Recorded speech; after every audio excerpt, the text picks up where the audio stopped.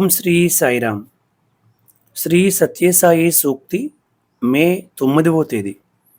సాయికి ప్రీతికరమైనది వెన్నెల వంటి చూపు, వెన్న వంటి హృదయము, తేనె వంటి పలుకు సాయి భక్తులకు సహజమై వెలగాలి.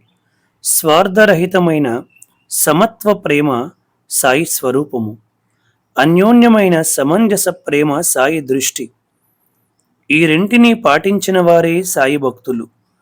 పరమాత్ముడు ప్రేమకు వసుడు గాని పదార్థమునకు వసుడు కాడు.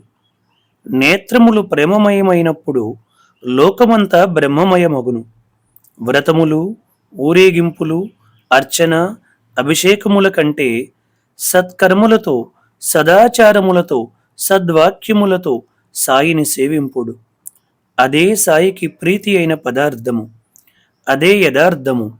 ఇదే ఆనంద బిందువుల ఆరగింపు. ఇదే సాయి అపేక్ష. భక్త బృందమునకు శ్రీరామ రక్ష. బాబా. ఓం శ్రీ సాయిరామ్.